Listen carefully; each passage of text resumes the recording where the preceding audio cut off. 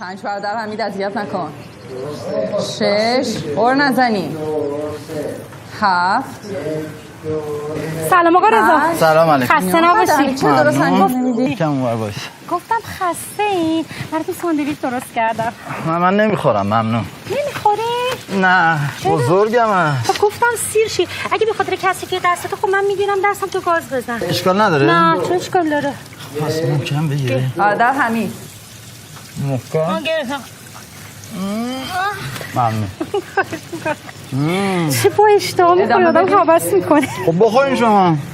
اشکال نداره. نه بخورین. نه سرشو من خوردم دیگه، شما تهشو بخورین. برادر خسته نباشین واسه امروز.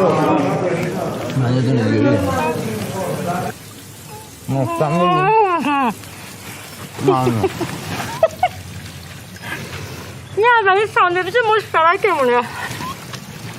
شما اینا جدی میگین؟ بله. شویه. آقا رضا دارین چی کار میکنین؟ احباز اومد. برو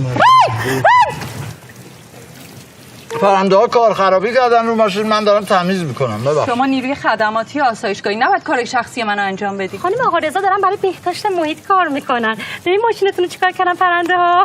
من از شما سوال کردم. بفرمایید سر کارتون. برو. این اتفاق تقریبا هر روز میفته. من نمیدونم چرا هر جایی تو آسایشگاه ماشینمو پارک میکنم بازم پرنده ها روش کار خرابی میکنن. بله. پرنده هم دیگه خواهر عباسی. اون بالا مشغول جهتیابی هن، حواسشون به پایین نیست.